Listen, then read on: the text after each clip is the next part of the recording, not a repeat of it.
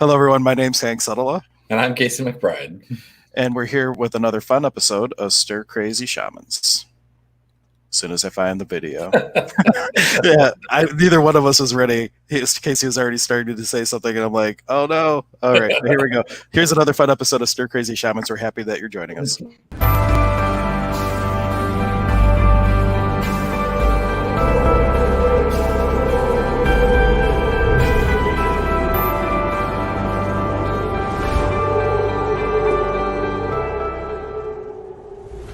No, that was all I was going to do was adjust my camera because I noticed I was like way far down. So that's what I was saying. But it still threw me off. That it's like, oh wait, what's going on here? Right now, I'm just clicking the button to go live on Facebook. And if you're joining us and you're a fan of the show, if you want to take a moment, share the page to wherever you feel would create a contribution for somebody, or if there's a group that you know of, we certainly honor your willingness to help us get the message out there, because it's going to take me just a moment to do the sharing here too, so I'm kind of stalling with what I'm talking about.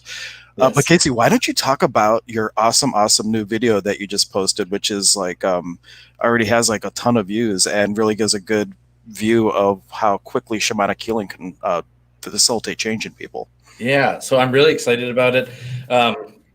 It is a compilation of 5 different shamanic healings that I did for people over the course of the last few days. And these are in most of the videos, there were people that had pretty bad physical pain. And within a matter of 5 minutes, we were able to completely get rid of all of the pain for each one of these people. So I took, they're not the full sessions on there. I just kind of took I condensed them down a little bit, cut out a little bit of the me running the energies and doing light language and all that. So you get that's the best part, the light language. You cut that out? But if you guys, there is some of it in there. But the reason I did that is because if I were to have left the full 5 sessions in a row, it would have been, I don't know, it would have been a long video. But each one of those sessions that you saw in there, over the course of the next month, they will be posted as their own individual full sessions. So I'm going to have the compilation videos I'll post, but then also there will be every week a full healing session video on there, so you can kind of get a feel for what happens during one of these short sessions. But it was so fun to do that, and I'm doing more actually after today. I will have filmed enough for a second 5 healing compilation already, and that one just went up yesterday, so I'm really excited about that. There's all kinds of people that are in need of healing and are willing to have me film it, and so it's just been really cool to work with everyone to do that. Casey filmed one for me, but the first person I worked with, I did an exercise where I had them kind of do some vocalization. I think I intimidated everybody, and so I only got one video so far.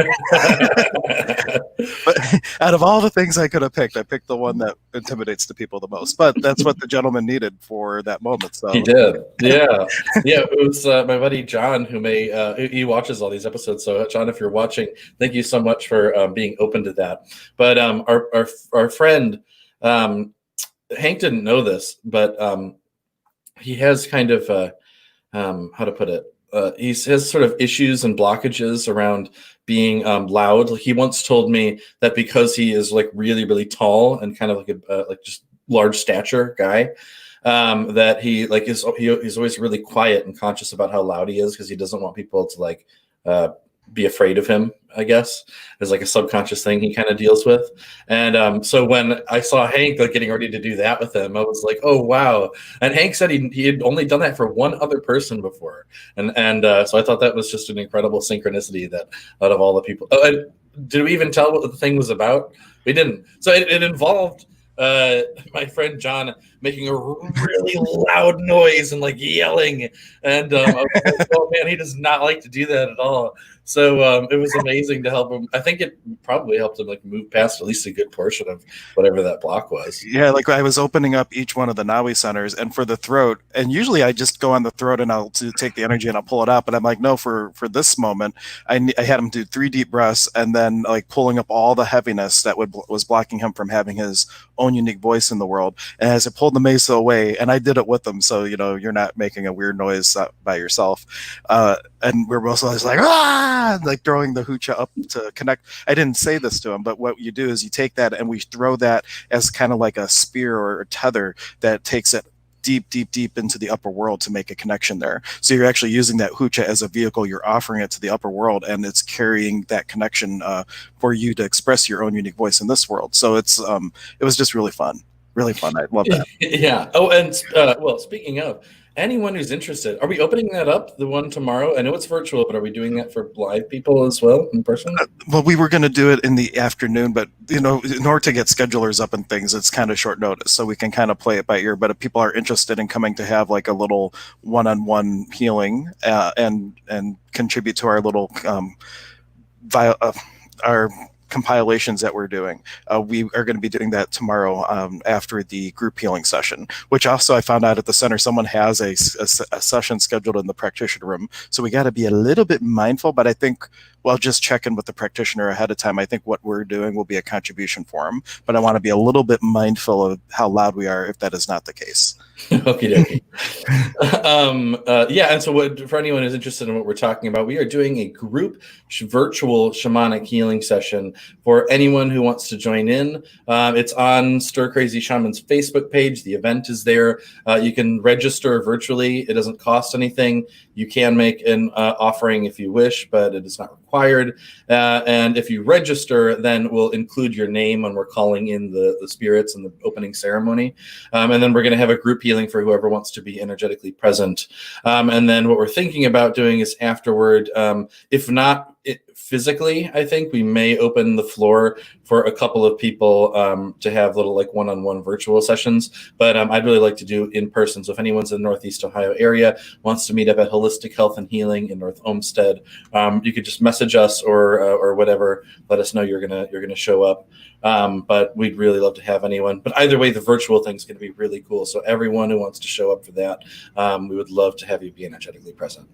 Yeah, and even if you aren't signing up ahead of time, you can still catch the stream. The difference will be is when I do the opening ceremony, I will specifically be calling in your katari, your own unique voice in this world, to be part more singled out, I guess, in the ceremony. But everybody, even if you're not having that, you'll still get benefit from it. It's just we're kind of personalizing it a bit with the way that we're doing it. All right. So much fun. Yeah. It is. You know what? I was doing these spirit guide readings, and there were even a couple episodes where I came on, and I was just very excited about doing all of that. And it was a lot of fun. But for years, for the past like 10, 12 years, I've been really passionate about healing. And I just guess I didn't realize the potential, like, for getting this stuff out there on the internet that was there. And then Spirit was like, hey, man, you're a really powerful healer. Like, you could be doing this virtually as well. It doesn't just have to be the spirit guide readings. And then when I kind of just opened up and started doing the live streams for healings and then asking if people wanted to do it in person, like, so many people are in need of healing. And so quickly I'm able to facilitate really powerful healing for people. And I am so excited about this. I'm so like high on this wave. He's going to be like Long Island healer over here. This guy. I don't it's funny you've mentioned Long Island Medium. You don't know who that is? Not really. I've heard that name or term many times. Well, so it's a kind of like a reality show where this medium just goes up to people and gives messages, because she'll be like getting her hair done, and like the person next to her, like there's her grandma's in spirit or something, and she's like, hey, and she just gives the message. So when I mentioned that, it's like she's out there in public. Now, when you have a whole camera crew around you, probably people are a little bit more like, oh yeah, something's going on, right? But can you imagine, like, anyway, it's just so speaking of that, really cool. So I spoke to my mother, and I was like, "Hey, Mom, do you have any like cardboard paper and like a marker or something where you could make a sign for me?" And she's like, "No, I think I threw all that stuff out when you guys moved out." And so she called me back like a little while later. She's like, "Hey, I found cardboard and the markers, and I made a couple of signs for you if you want to come pick them up." So she just wrote free healing in big letters. And my idea is to go to somewhere like Edgewater Park, like where there's a lot of people, and just kind of hold up a sign or put a sign somewhere that says free healing. And anyone that comes up, just be like, hey, if you're okay with me filming this, you'll get a free healing session. Like, do you have any pain? And so, like, kind of not quite walking up to random people and being like, "Hey, are you in pain?" But like still doing it out in public to strangers. I think would be so. Yeah, that way people aren't intimidated by you coming up to them. That's pretty cool. Right. So, So Hank, if you want to be a part of that, you can yeah, definitely. I almost came out yesterday, but I thought, well, I would have maybe done something yesterday, but for some reason I thought you were coming to the center, and then I forgot that your appointment had to change or whatever. But question for you, yesterday, because we have the apprenticeship coming up too, and yesterday on the call with Angie and her friend Karen, I was on Lilydale Talk Radio. I'll be on again next Monday doing readings with Angie. But one of the questions that came up that I didn't realize people might not know is when people hear the term apprenticeship, like a shamanic apprenticeship and things like that, or even shaman, like what all that means. Because Karen was jokingly saying, "What if I become like an apprentice? Does that mean I'm going and getting your coffee like an intern or something like that?" So I know you're kind of new to the program. So just in your own words, would you describe like what is shamanism, one, and two, what is the apprenticeship to you? Like, what does that mean for you now that you're kind of in the work? Yeah, well, shamanism, again, we know is the term shamanism is specific to the Tungus tribe of the people of Siberia. It's they're indigenous healers, or called shamans. But that has since become kind of like a catch-all term that we use here in the West for any kind of indigenous healing or like nature mystic practices. Usually it refers to like the healing arts or journeying, like shamanic journeying. But in more personalized, what it kind of means to me is like the shaman, I like to say, is the bridge between the worlds. So we are in the physical world, but we are aware of all of the various realms of spirit.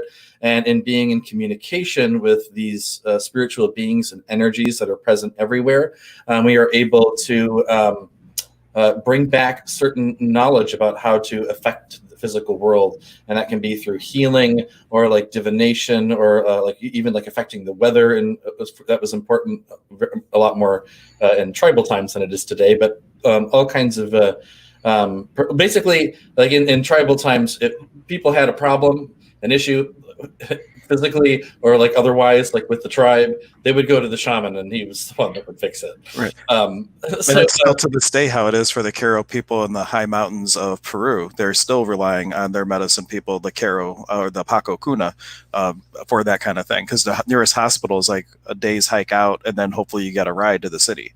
You know. Right. But in a modern setting, it's much the same thing. You know, people have pain, emotional issues. That's mainly what people are coming to me for is for healing from either physical pain, which is sort of my specialty. I specialize in dealing with physical pain, but also emotional release, anxiety, depression, that sort of thing. And an apprenticeship, to me, just means you are studying directly under that, like as far as like the shamanic thing, you're studying directly under the teacher, and he is just passing on as much of his knowledge as he can within the time that you have together. So it's basically a way to sort of not only be initiated into the healing arts of a certain tradition, but to really learn not just the ceremony, but the methods for connecting with the spirits of the lineage and the techniques that have been passed down for generations. Right. And the thing that would add on to that is really the way that Zane learned, which is my teacher. He learned over a very long period of time, and you might go and they would give you like one little nugget of information. And so like the modern day apprenticeship is he's taken decades of learning and condensed it down to what we do in like 7 weekends, and now there's a 20-week virtual version, but it's really an immersion. And every single time you meet, virtually or in person, you're opening in ceremony, you're closing in ceremony, and you're going through the different energetic practices, and then have a week or more to integrate it. So it's really getting intimate with the work. So it's more your connection, stepping into your own personal power as well, just having the guidance from a brother that's been on the path a little bit longer. But we don't look at it as a hierarchy or anything like that either. And it is amazing.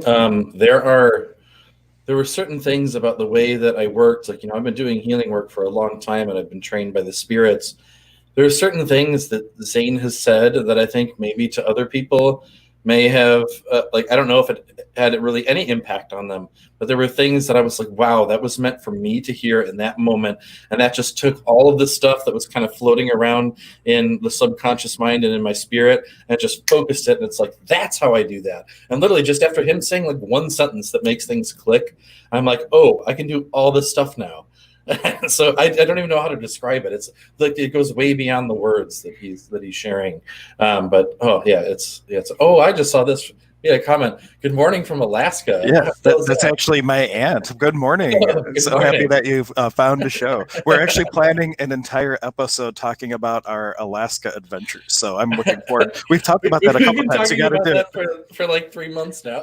No, well, why don't we each get a little photo album together of our trip? And I have like the video of like the big brown, or was it, I think, brown bear or grizzly bear? I'm not sure, but there was no fence and we were really close. Unfortunately, other people ran slower than us. But but it just was such a magical adventure. One, because of the immaculate nature that you're surrounded by, and two, the spiritual experiences that occurred from my story about my my father-in-law catching a fish with the help of spirit, which he doesn't know, or getting my peace pipe. And I'm sure you have all kinds of wonderful stories as well from when you were there.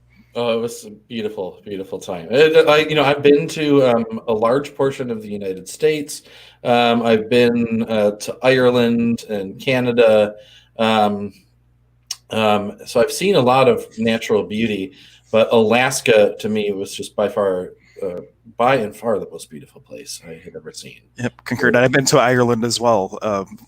And there's nothing that compares. So, and I totally get it. It's hard to get my aunt out of that state at any time during the summer. In the winter, they'll travel, but like if you go up there in the summertime, it's just like the days are so long. Like we were driving once, and you're not even tired; you're just driving, and the next thing you know, it's like 1 o'clock in the morning, but it's totally light out, so you have no clue.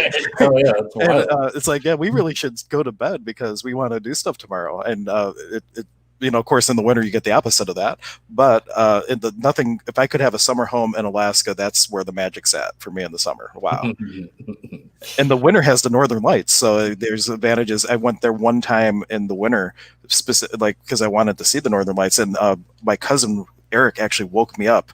I was sleeping. He's waking me. He's like, I've never seen it like this before. You got to come. And we're driving, and as we go over the hills, it's like this big. It almost looked like this huge eagle in the sky, this alive eagle in the sky, just there. It was awesome. Faith has a question here. Yeah. She was saying, can we talk more about the difference between some different traditions or lineages of shamanism? What is a good resource to find the one for me? Ooh, I like that. So I'm not all that well versed in like specific traditions of a lot of different lineages. Like I said, I'm more directly taught by the spirits, but I know, like for example, in some of the northern traditions, they focus a little bit more on shamanic journeying and like traveling through the realms of spirit. And I think in like this tradition, the Pakokuna tradition, we more, instead of like traveling out to spirit and then like bringing things back, it's more like we just bring the energies to us for to do the healing or whatever work we're doing. Is that what I'm gathering? Yeah, instead of going out of your poppo, you call the energy into your poppo, into your bubble, and all the initiations, you actually go to where the energy is naturally present. So like the very first day of the apprenticeship, we go to some place that has the divine feminine and the divine masculine, usually a Catholic church. Doesn't matter what the church is, but you're connecting with the different energies of the upper world. And you're going to a church because the prayers of the people create a waka, an eye. It's a natural crossroads to the upper world. So that's one thing with the Karo tradition. If you really want to get into the original shamanic tradition, the one from the Tungus tribe of Siberia, the only teacher I know of, and she doesn't like me, unfortunately, because we had a very interesting interaction. That would be one episode. Like if you want to get trampled as a light worker, I'll read this email she sent me. But of course, I'm going to wait long enough so people won't be in the context of her. But anyway, she has a couple books, and you can tell she's had some metaphysical training that for me, like the language that she used was amazing. And then she has like a 20-week like online virtual thing you can join, a couple different things, and she's a Reiki teacher. But if you just Google Village Elder Maggie, you can find her. And then for like the northern traditions, it's really hard because they are so protective of the information. And the best way to do that is you try to find someone that knows someone, and you go to the reservation, you bring the blankets and the groceries, and you ask them to teach. And it really helps to facilitate someone that knows them. And there's one gentleman that travels. They call him. His name is it's not Tim Beard. Mike, his last name is Beard. I cannot remember. I got to look it up. It's so funny. You almost said Mike Beard, and I have a friend whose nickname is Mike Beard. Oh, I cannot like his name, and I've hosted him for events. He might be watching this episode, actually. No, it's James Beard. James Beard. So he doesn't call himself an elder, but he's a Native American storyteller, and he'll come through the area, and it's really random. So like if you ever see me saying, "Hey, we have someone at HHH," it's James Beard. It's like really try to prioritize when he comes through, because he doesn't give me notice, and he'll just be rolling through and we'll put something up. But he'll tell these stories about the different native traditions, and he is very well networked in all those areas. So if he sees someone that's truly authentic and wanting to learn the work, he'll make the connection for you. But really, for any of the northern traditions, you can find people that teach it a little bit, but the real the elders in those traditions are very reserved, and you got to know someone to really get connected with them, unfortunately. Or fortunately, there's two edges of that coin. And I can ask Zane and have some book recommendations for if you want to like a little bit of a taste. If you want the tradition Casey and I are apprenticing, but from the feminine point of view, Elizabeth Jenkins is one of his sisters on the path, and she has a couple books, like the Fourth Level would be a good one, or start with Zane's book. Inca Mountain Magic would be a good book to start with. Or what was the one, Return of the Children of Light? It is it's a channeled book, but it has a lot of the Inca stories and things. So if you want to kind of hear about the stories around the traditions, that would be a great one. Oh, I forgot. Casey was telling me I had a talk on my own at 9, and he just, I was on a roll, so I didn't even tell everybody, hold on, I'll be back. But does that help a little bit, or was there something that was quick? Yeah, no, I just had to grab something. Okay. I was expecting to need to talk for like minutes. I'm all getting ready, and then you get all nervous and flustered there for a second. Yeah. So, but Faith, if does that help, or is there a particular tradition? Because I might be able to make a recommendation if there's like a hint of what you're interested in. But energetically, the tool of Hucha and Sami, heavy and light, is how you can choose what you would like to learn and what would create the greatest possibility. You could write down every single tradition that you're considering. And maybe for you, it's not one tradition. I'm a big fan of learning an unbroken tradition and like having that in totality and then pulling things in from other places. It's just kind of, that's one reason I was drawn to Zane, but I've studied with a lot of different teachers as well for shamanism, but that was my main thing. And that's an unbroken tradition. Then I pull into that. But just write down all the things you're considering on like index cards, shuffle them up, and then just put your hands, face them down and put your hands on them and see which one feels like. If you ask, if I studied this, how does my life feel 5 years from now? And then you put that feeling out on a trajectory, and you can really feel how different it is. And you do that for each of the cards. And that's how my wife and I picked where we were going to live, like where we were going to buy a house. We were like, what city we're going to live in? And we're like, Westlake. We can't afford a house in Westlake, but we looked anyway, and we found like the perfect opportunity that was in our budget. So, but that would be a great way to energetically, without taking any of my recommendations, just write down all the things you're considering and kind of use your own knowing and your own inner compass to choose. Yeah. I was going to say, well, Hank, at some point, me and Hank are going to get together, and we're going to start just filming these videos. But I am also, because what I do, again, I'm just starting to learn this particular tradition that I'm being trained in now. But I have been doing this work for, like I said, about 12 years. So I'm going to be putting together a course to teach sort of from my perspective how to learn how to do this stuff. And it's not, there's not a lot of ceremony around it or anything. It's just directly, here's how you learn to sense energy. Here's how you learn to, manipulate it. Manipulate is not like my favorite word for it, but it works. Manipulate. The definition of manipulation is a skillful handling of an energy. So you're fine with well, yeah, good. But there's a lot of point of view around that word, but right. If you peel that off, it's good. But then, how to communicate with your spirit guides. A little bit of like journeying work is thrown in there, and then everything kind of will build on itself and lead up to how to perform these really powerful, almost instantaneous physical healings. So that is something. There will be a whole course on how to do. And as of right now, I have a few people who have asked me who are interested in learning this stuff. But the problem is people get busy. Like I have the one friend who's really says he wants to learn. He's like, all right, we'll get together this week. And then, something comes up and he's like, oh, well, maybe we can schedule it for next weekend. And then that's not going to work. And so I really think I do just need to put together like an online course for it. It will be the best way for me to get what I do. And I know this guy who's starting this online course business called Transcendent Minds that could totally give you a platform to sell that course. So how's he better than that? I don't think you've ever mentioned that. Is that new? No, you didn't know this? No, I'm just messing with you. Oh, you got me good. That's revenge. Like every once in a while, like just do this on purpose and like pretend to freeze. And he's like, "Oh no, Hank's frozen," but it's just me messing with him. So that's my little Pukle revenge for Casey. You totally thought I was serious there too. I did. Well, I kind of haven't talked about it as much as other things because we haven't officially launched it. Right. But we are recording for that as well. So if you're also somebody who has a course, we are. Depending on the course and everything and how well your course translates to online, we're offering the ability for people to come in, record in our studio at Goddess Elite or at HHH, and like we're putting it together on a platform called Teachable. So if you are a person who has a message, it is intended to be something that makes people's message more accessible to the world. So you don't have to be like a famous person with a class. Anybody with a class can translate that to something that we would be able to put out there for people. So throwing it out there. Contact me through my website, hanksadala.com. So it's just my name like on the screen.com. Use the contact me form and you can send me a note with whatever you like. Oh, we got a message from Twitch. Very cool. So he says, hi guys, just seeing your stream for the first time. I'm a skeptic, but a polite one. So yes, I would invite anyone who is skeptical about this stuff to just, even just for a moment, just like you said, you're present, you're watching. That's awesome.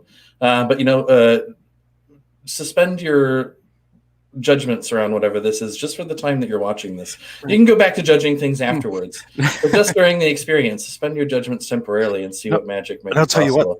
My friend Dimitri, he is an atheist, and we would have some of the best conversations I've ever had around spirituality with this gentleman. So just, skeptics actually can have a huge contribution to a show like this, especially polite ones, because they ask authentic questions that they have as skeptics that could open up the door to amazing conversations. So we really thank you for being here, and for being here, even though you're a skeptic, that's huge. Half the battle is showing up, Absolutely. Yeah. What was I going to say? Oh, speaking of, since we're like halfway through, I did want to plug just one more time because that might be a cool thing for a skeptic to watch. Would be my compilation video. I just did. That's up on YouTube now.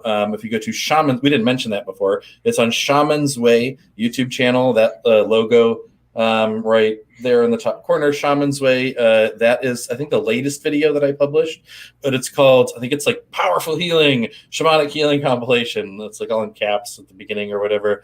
Kind of made it a little like a clickbaity kind of title because people click on those. So, but anyway, but it's like 5 healings that I did in a row, just kind of condensed down so you can see like what the people's pain was like before and after. And I think in just about every one of those, the pain was completely gone for these people that were experiencing some pretty bad pain. So yeah, that's only the ones you did, right? The one where I had the guy screaming wasn't in there. No, that was you haven't even watched it. I sent you the link 2 times. You haven't watched the video.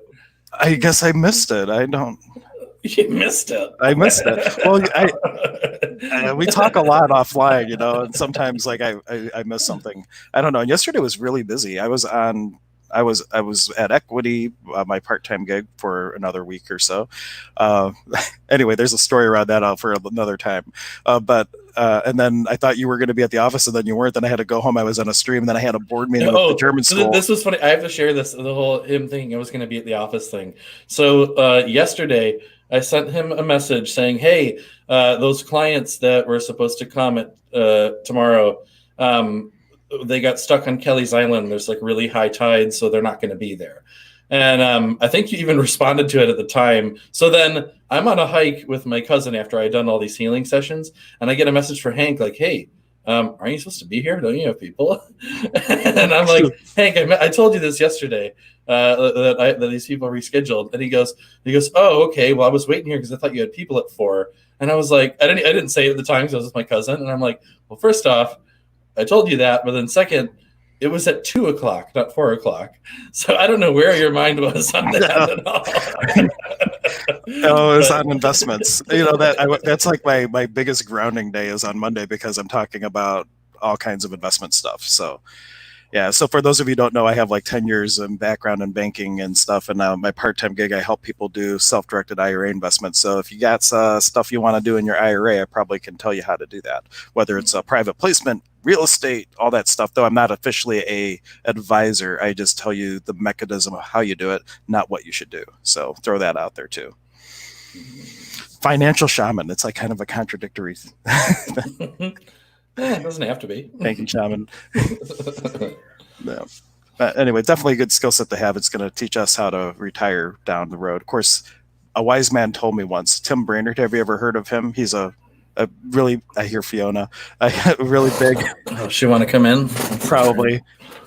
See, my headphones are noise canceling. So yeah.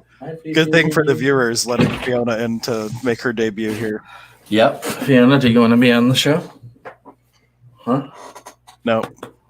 But anyway, for those of you who don't know, Tim Brainerd, he's a local medium here, and he has a big affiliation with Lilido. He's been there a ton of times, and he's a huge, like, charismatic speaker. People love having him for events. But when my very first show I ever did, like a little psychic fair at Elizabeth Howell fair, selling essential oils and everything, he came up to me. He's like, you know what? I'm going to tell you the secret about this work. You know what it is? He's like, you never retire. You retire, you're dead.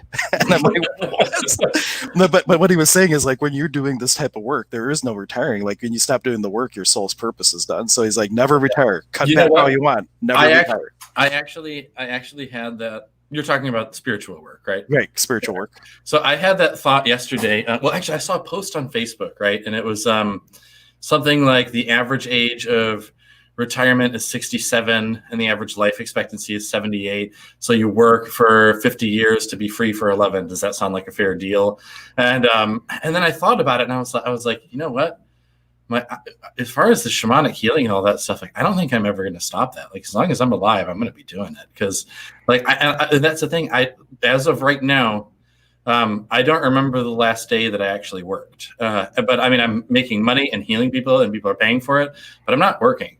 I'm just having the time of my life, just having fun doing what I love and making money doing it. And yeah, like, I was thinking about, like, so I'm like, maybe someday, like, will I?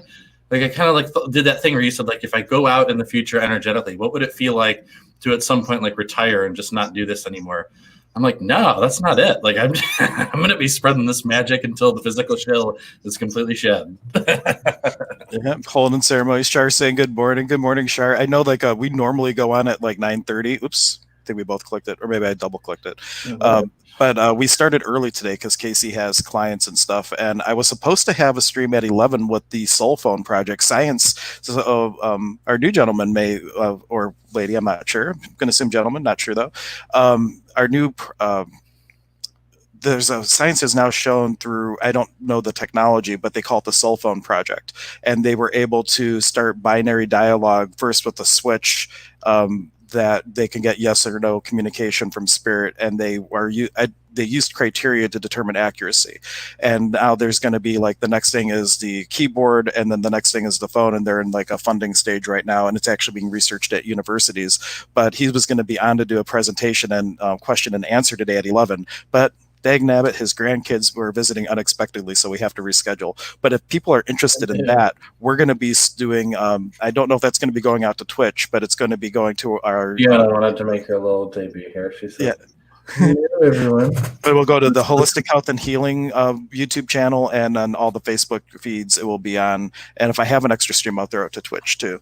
But if you're wanting the science behind things, Dr. Mark Penzek will be a great resource to ask some questions, and he can speak to a little bit of the science behind how some of that stuff works to prove that there is something after this. What it is, you can argue about, but the Soul Phone Project is showing that proving scientifically that there's communication or there's something after this experience that we call life. So something to look forward to. We're probably going to do it tomorrow or Thursday. He gave me 2 dates and times, and I'm just waiting to hear back from him if the one I picked is an official go, and then we're going to be rescheduling it here. Indeed.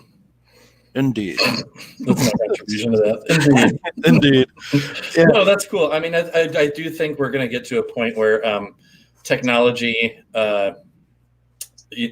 starts to catch up a little bit to be able to pick up the spiritual. Because I know, like, I was an atheist back in the day, and one of my things was like, well, science can't measure any of that spiritual stuff, so like our instruments can't measure it, so it's not real.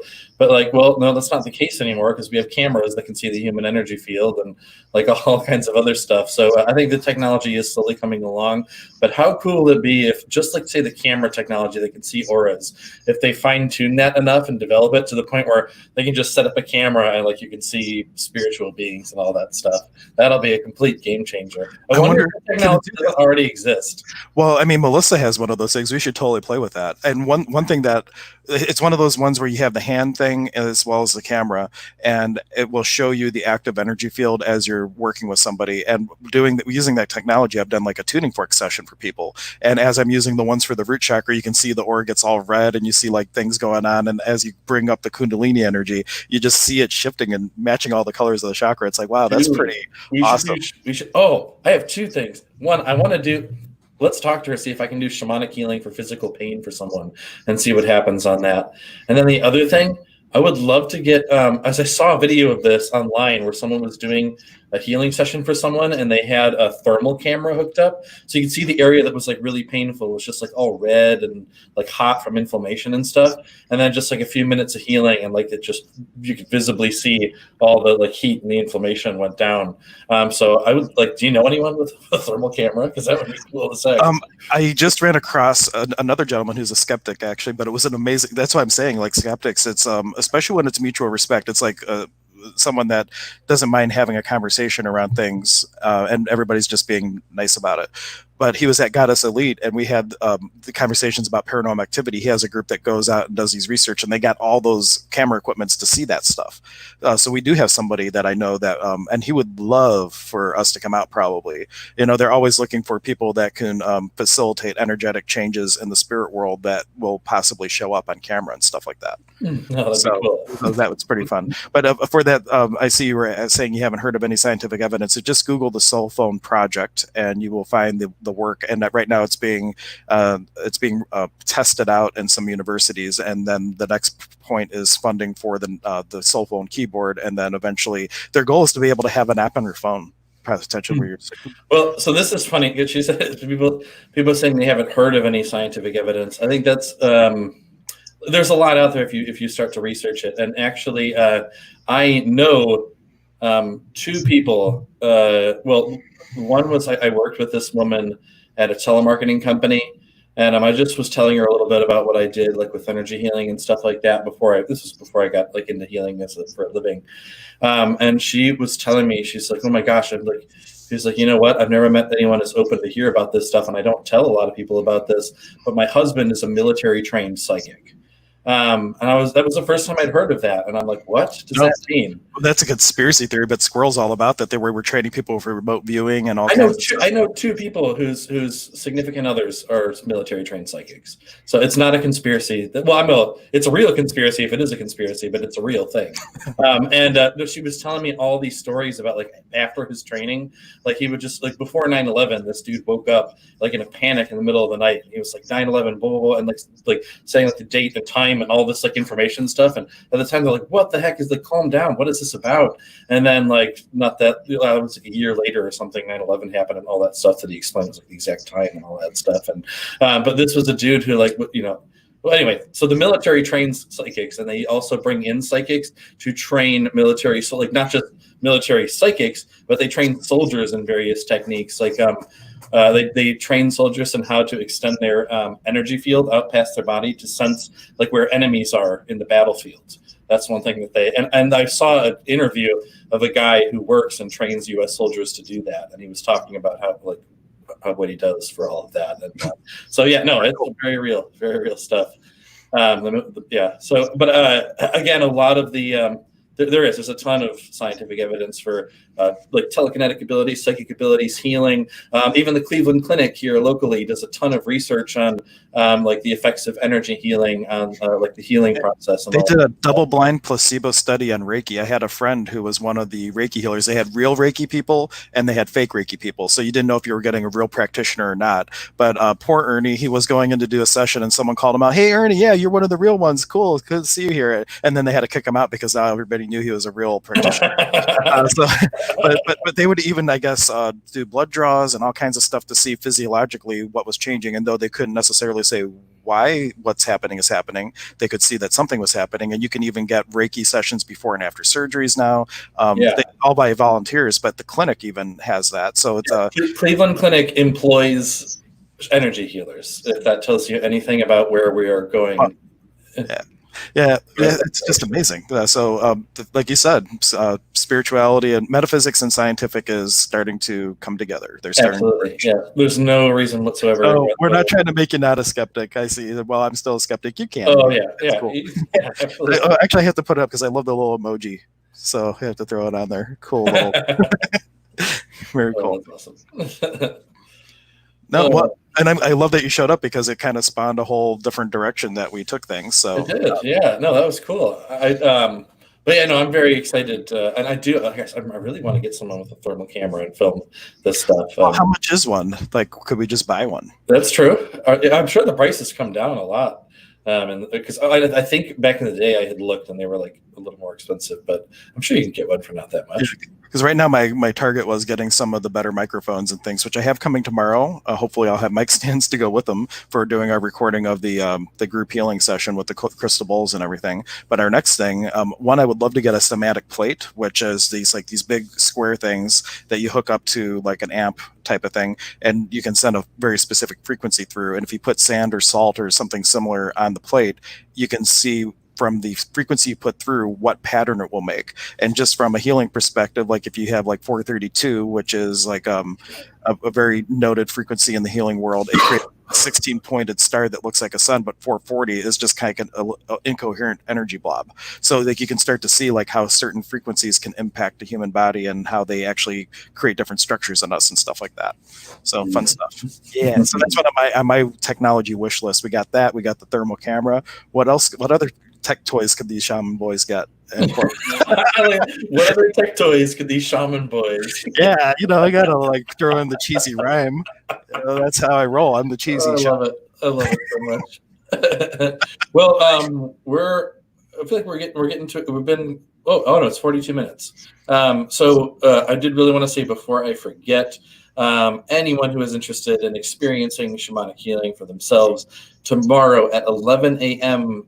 Eastern time. That's what we call our time zone. Is Eastern time, right? Yes. I'm so confused on that. You can join virtually, be energetically present for a group healing. We're going to have all kinds of crystal bowls, rattles, didgeridoos. We're going to be singing in light language, so it'll be a cool experience either way.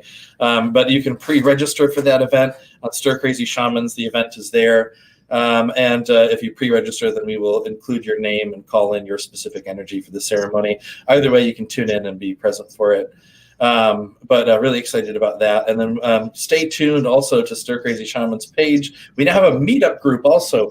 If you're in the Northeast Ohio area, or if you want to travel to the Northeast Ohio area, we will be having many meetups this season and well into the future, where we're going to get together for group healing.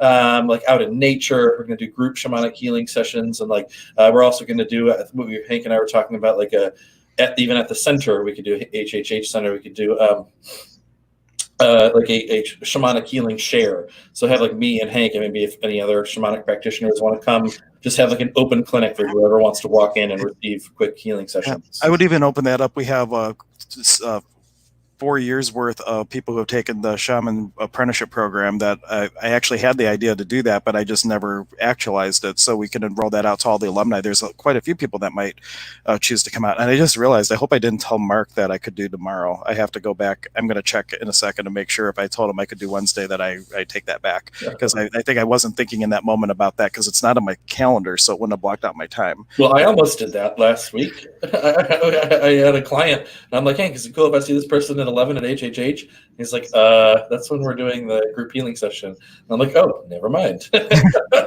So, yeah, no, that's the. Sometimes shamans can be a little all over the place. No, I've double booked myself many times. In fact, that's how I found Access Consciousness, because I had double booked myself. I was supposed to be hosting an event and I was supposed to be teaching an event. I'm like, well, that's not going to work. So Ryan had to sit in for me at one of them, and he learned how to do some of the access tools. And then he showed me, and I was like, wow, that was awesome. And I became a facilitator. So sometimes double booking, it creates new opportunities and things. We encourage double booking. I try to avoid that. That's why I have a scheduling software and everything. But even that, despite the technology, I still accidentally do it. And then, but we were also thinking about for those meetups, it could just be something as simple as we're meeting up or we're going hiking. So it doesn't necessarily have to be ceremony related. We're looking to use that to build more of a community around shamanism with, just incorporating it into all kinds of fun stuff that we do. Yes. And I wanted to, before I forget, if you're watching today at 2 p.m., I'm having people meet at the Metro Parks. It's Little Cedar Point Picnic Area is the name of the area that we're meeting. And anyone who wants to come at 2 p.m. today at Little Cedar Point Picnic Area in the Metro Parks, you can come for a one-on-one shamanic healing session. The only thing I ask in return for these free sessions is that you allow me to record it to put on YouTube. And I may be there as well. I should bring my own SD card because you'll run out. Huh. How many do you have? We can talk about that later. Well, I every time I come home and I upload them, I delete everything off the camera. So, yeah, I mean, unless we had like 20 people show up, I think, which would be awesome. Well, how would it get any better than that? Yeah, because I might be able to come out with the boys and everything because like my other thing got canceled. Oh, nice. Yeah, we'd love to have you, definitely. And I'm actually I'm doing a quick one at 11 a.m., but I'm not advertising that one. I'm just meeting one person out there because that was the time that worked for both of us to kind of coordinate that. But yeah, 2 p.m. Anyone who wants to show up, Hank will probably be there. I'm definitely going to be there doing healing. So we would love to have anyone. And if you're just kind of curious, maybe need like more specific, like if you have a couple questions or whatever, you can reach out to Hank or I at the Stir Crazy Shamans page or to me on Shaman's Way Facebook page. Send us a private message. Ironically, I don't think I put a contact us thing yet. Oh, well, that's me.